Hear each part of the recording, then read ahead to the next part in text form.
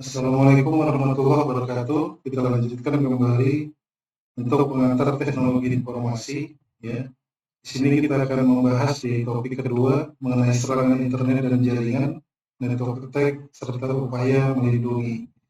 Jadi ketika berbicara mengenai jaringan dan internet, di sini kita akan berbicara mengenai infrastruktur yang ada di dalam jaringan, seperti di jaringan itu terdapat perangkat endpoint ya, perangkat switching berupa switch, kemudian perangkat routing berupa router, perangkat-perangkat yang ada di form server ya. Jadi perangkat-perangkat di form server itu bisa ada untuk email server, ada FTP server, ada perangkat cloud mungkin, kemudian ada perangkat DNS ya. Banyak perangkat yang ada di dalam form server tersebut. Nah, ketika perangkat-perangkat itu sudah diterapkan atau diimplementasikan, pastinya perangkat itu akan terhubung ke global internet agar si pengguna ataupun di dalam sebuah korporasi ataupun perusahaan itu bisa mengakses di mana saja dan kapan saja.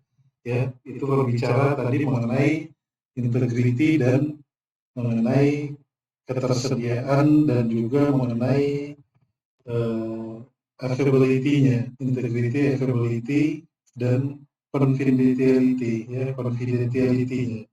Jadi tidak luput nanti untuk perangkat-perangkat yang ada di infrastruktur jaringan dan yang akan terhubung ke internet, ya, berupa perangkat misalnya router, switch, dan perangkat server, ya, itu tidak luput dari serangan internet ketika sudah terpublish atau terkoneksi ke global internet.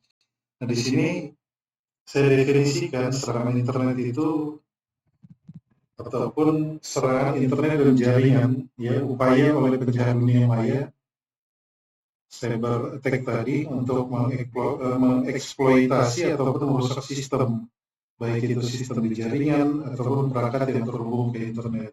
Walaupun nanti di infrastruktur itu ada perangkat yang langsung terhubung dan ada yang tidak langsung terhubung, yang berupa perangkat-perangkat yang di set sebagai perangkat private ya. Nah, biasanya perangkat-perangkat ketika terjadi serangan internet ini itu akan banyak merugikan ataupun merusak data, kehilangan privasi dan mengganggu operasi bisnis di dalam sebuah perusahaan, terutama untuk korporasi, enterprise ataupun service provider ya. Jadi ada jenis serangan ya, jenis serangan dan langkah-langkah yang dapat diambil untuk melindungi dari serangan tersebut. Jadi nanti serangan itu berupa peretasan, hacking, serangan malware, DDoS atau distributed denial of service, kemudian phishing, kemudian man in the middle. Ya, ini serangan-serangan yang ditujukan ke perangkat infrastruktur jaringan dan perangkat yang terhubung ke internet. Bagaimana misalnya saya ilustrasikan pada gambar ini sebuah mungkin hacker atau penjahat di dunia maya ketika ingin mengakses ke infrastruktur jaringan yang ada di sebelah sini ya. Bagaimana dia akan menyusup dulu terlebih dahulu ke global internet, kemudian mengakses ataupun bagaimana dia melakukan teknik untuk bisa mengakses network seperti ini ya. Ini ada VPN atau virtual private network, kemudian juga ada firewall-nya gitu ya. Tapi tetap saja sampai saat ini walaupun ada perangkat firewall, kemudian biasanya si karyawan atau pengguna itu menggunakan VPN. Jadi VPN di sini yang di-create sendiri oleh perusahaan ya, bukan VPN yang mungkin biasa kita gunakan di internet.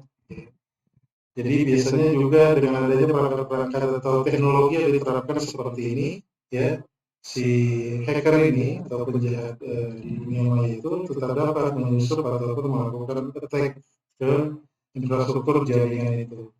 Nah, contohnya salah satunya si serangan DDoS ini atau distributed denial of service ya. Nah, itu ilustrasinya seperti ini ya.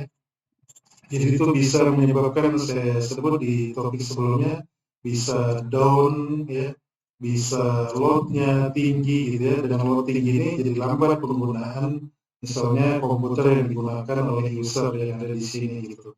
Jadi kerjanya si DDoS attacker ini ya, itu mengirimkan paket, misalnya ini paket HTTP atau ping, ya, dia mengirimkannya ke misalnya ke global internet yang ditujukan ke server ya di dalam ataupun di sebuah perusahaan.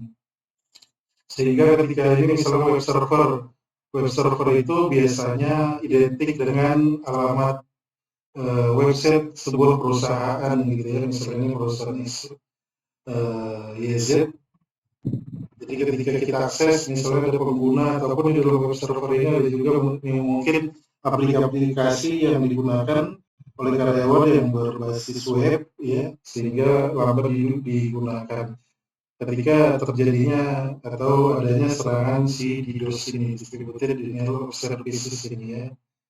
Jadi banyak kerugian yang kita dapatkan atau sebuah perusahaan itu terima ketika serangan di infrastruktur jaringan dan internet itu terjadi. Ya. Kemudian ada beberapa langkah upaya perlindungan dari serangan jaringan itu sendiri. Di sini ada 10 poin yang saya tuliskan dari perangkat lunak keamanan, pembaruan teratur, pengelolaan data sandi, ya. Kemudian ada enkripsi, pemantauan jaringan, pendidikan pengguna, cadangan data, kebijakan keamanan jaringan, pemantauan lalu lintas, keamanan perangkat keras. Nah, selain ini banyak juga yang bisa kita terapkan sesuai kemampuan SDM, kebijakan perusahaan ya, yang bisa kita terapkan bagaimana upaya kita melakukan perlindungan dari serangan dari global internet, bahkan dari lokal area network itu sendiri mungkin gitu ya. Jadi ketika berbicara mengenai perangkat lunak keamanan ini, nah ini ketika kita install perangkat software gitu ya, berupa perangkat software atau security, itu bisa kita terapkan misalnya berupa ini ya, firewall gitu ya, ada antivirus, kemudian anti spyware gitu ya, bisa anti spyware, ini bisa kita terapkan untuk misalnya di perangkat router ya yang terhubung ke internet, kemudian di perangkat endpoint seperti laptop, komputer, itu kita bisa terapkan. Kemudian pembaruan secara teratur ini, di sini ketika berbicara mengenai pembaruan teratur ini, kita harus memastikan, jadi ini kita ibaratkan saja ketika kita menjadi network security di sebuah perusahaan ya, jadi bagaimana ataupun nanti bisa kita kaitkan dengan perangkat-perangkat yang kita manage sendiri ataupun perangkat yang sering kita gunakan seperti laptop, handphone yang selalu terhubung ke internet ya. Ini pembaruan teratur ini biasanya bicaranya mengenai software ya dan hardware. Jadi bagaimana software dan hardware ini ya selalu diperbaharui gitu ya. Jadi contoh diperbaharui itu melakukan mungkin patchingnya, mungkin melakukan update gitu ya terhadap software dan hardware dengan teknologi kekiniannya ataupun iOS-nya ataupun sistem operasinya yang kita update gitu ya sesuai kebijakan si pembuat software ataupun si pembuat hardware. Kemudian pengelolaan kata sandi ya. Kata sandi ini harus istilahnya harus kuat kita gunakan, artinya kuat itu ya kita kombinasikan antara huruf, angka, ada huruf besar, ada huruf kecil gitu ya. Untuk setiap akun, biasanya di perusahaan itu ada membuat single sign-on ya, jadi satu kata sandi itu tuh bisa beberapa aplikasi yang digunakan di dalam aplikasi di perusahaan itu ya.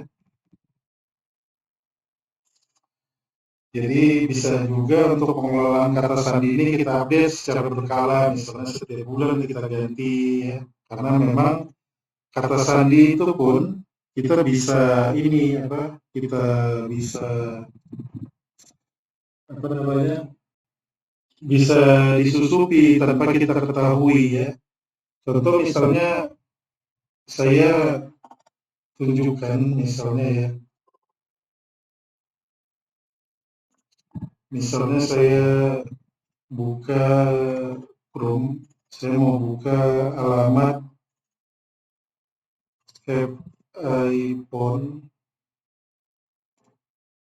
iPhone atau apa ya, saya lupa. Have I been phone, ya. Nah, di sini kita bisa cek password kita itu sudah aman belum gitu. Misalnya contoh password kita ketik saja, ini saya ketik password ya, password. Ya, kemudian kita phone. Nah, di sini bisa kita lihat keterangannya ya. Di sini password ini sudah ada digunakan sebanyak 9.659.365 kali ya sebelumnya. Nah, itu kita bisa identifikasi password yang kita gunakan sudah aman belum. Ini salah satu situs yang bisa kita cek password kita itu dalam kategori aman tidak gitu ya. Jadi ketika saya ketikkan tadi di sini, ini saya ketikkan tadi di barnya itu, saya ketikkan password ya. Password ini ternyata sudah ada 9 juta kali, 9 juta lebih kali digunakan ya. Itu harus kita ketahui. Jadi itu gunanya ketika kita melakukan pembaruan berupa kata sandi yang kita gunakan ya. Nah, selanjutnya di sini ada enkripsi. Bicara enkripsi ini nanti banyak teknik yang bisa kita gunakan ya. Tekniknya menggunakan simetris dan asimetris, banyak algoritma yang menggunakan simetris dan simetris untuk enkripsi. Ini ada DES, ada AES, kemudian banyak ya yang bisa kita gunakan, ada MD5. Ini berupa teknik atau algoritma ketika kita melakukan enkripsi, tapi biasanya si pengguna itu biasanya mengenkripsi itu sudah berbentuk software, tapi kita sebagai mungkin IT itu algoritma untuk enkripsinya harus kita ketahui ya. Kemudian ada pemantauan jaringan ya, di mana pemantauan jaringan ini biasanya monitoring ya, itu monitoring dilakukan real time ya, monitoring traffic lalu lintas yang ada di dalam jaringan, kemudian yang ada di infrastruktur jaringan yang menuju ke internet ataupun yang menuju ke workstation-nya ya, misalnya ini berupa router, kemudian ini yang menuju ke internet, kemudian ini yang menuju ke workstation-nya gitu ya. Nah, ini harus kita implementasikan monitoring. Misalnya di sini kita create server ya, server monitoring atau server NMS ya, untuk memonitoring aktivitas pengguna yang keluar ya. Begitu juga aktivitas ataupun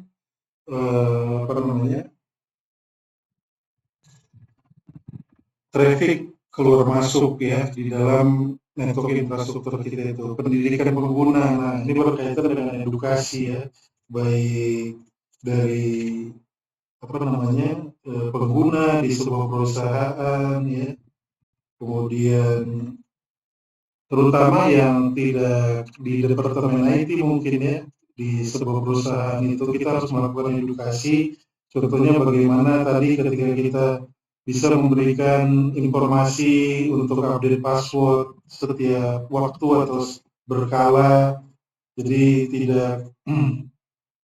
tidak menutup kemungkinan hal-hal itu juga harus kita beritahu, kita edukasikan gitu ya, karena memang hal itu sangat kritikal gitu. Kemudian biasanya di dalam sebuah perusahaan itu sudah menerapkan filtering dari sebuah emailnya ya, tapi karena luar biasanya serangan dari phishing ini itu menyebabkan banyaknya email yang sudah ataupun email yang sudah di filter itu tetap bisa masuk. Jadi biasanya itu terdapat di spam ya, di menu spamnya. Jadi kita mengedukasi karyawan itu bagaimana ketika ada email yang tidak diketahui itu tidak usah diklik, contohnya seperti itu. Kemudian cadangan data, nah mengenai cadangan data ini tentu kita mungkin sebagai network administrator, contohnya seperti itu ya, kita membuat cadangan data itu ya kita ambil misalnya dari server email tadi, ataupun server database kita, ataupun server web server kita, jadi kita bisa recovery nantinya ketika itu terjadi kerusakan ataupun hal-hal yang lain yang tidak diinginkan. Kemudian kebijakan keamanan jaringan ini berkaitan dengan mungkin ini ya, aktivitas yang dilakukan oleh tim IT, terutama untuk security itu, untuk mematuhi kebijakan keamanan jaringan di dalam organisasi. Jadi kita biasanya buat guidebook ataupun buat work instruction-nya, bagaimana kebijakan keamanan jaringan itu di dalam organisasi atau di perusahaan itu harus diterapkan ya. Kemudian pemantauan lalu lintas jaringan ini berkaitan tadi dengan monitoring ini ya. Kemudian keamanan perangkat keras, ini biasanya keamanan perangkat keras mengenai akses atau privilege ya. Jadi misalnya di dalam sebuah data center itu, siapa saja yang bisa akses gitu, ataupun di dalam ruang server itu siapa saja yang bisa akses. Tidak harus semua karyawan ataupun individu yang bisa mengakses ke dalam ini tadi ya, apa namanya, data center ataupun ruang server tadi. Jadi di sini seperti ini contohnya penerapan si firewall tadi ya. Di sini bisa kita lihat yang dari global internet. Ini dari global internet, ini ada perangkat router, kemudian di sini kita buat firewall-nya ya. Ini firewall, ini artinya firewall untuk workstation-nya ya. Ini firewall untuk farm servernya gitu ya. Ini untuk farm servernya gitu ya. Ini untuk farm server, ini untuk LAN ya, biasa kita sebut atau workstation-nya. Ya, kita alokasikan masing-masing firewall itu tadi ya. Di dalam firewall ini kita bisa banyak buat rule atau policy ya yang bisa kita terapkan. Misalnya di workstation ini kan di workstation itu banyak ya nanti perangkat endpoint berupa laptop, ada perangkat wifi, perangkat komputer dan macam-macam yang disebut perangkat endpoint itu. Itu bisa kita buat rule atau policy bagaimana nanti misalnya ada situs-situs yang tidak bisa diakses ya, kemudian karyawan-karyawan hanya bisa mengakses di farm server lokal, karena di farm server lokal itu sudah tersedia aplikasi untuk bekerja ataupun operasional si sebuah si masing-masing individu ataupun karyawan yang ada di perusahaan tersebut ya. Seperti itu harus kita terapkan idealnya ya, bisa kita terapkan di sebuah firewall berupa rule dan policy. Jadi ini badan-badan internasional ya mengenai security, bisa kita cari info lebih lanjut di internet ya. Sekian ya untuk bahasan mengenai internet dan network attack di bahasan ini. Kita akan lanjutkan ke topik selanjutnya. Assalamualaikum warahmatullahi wabarakatuh.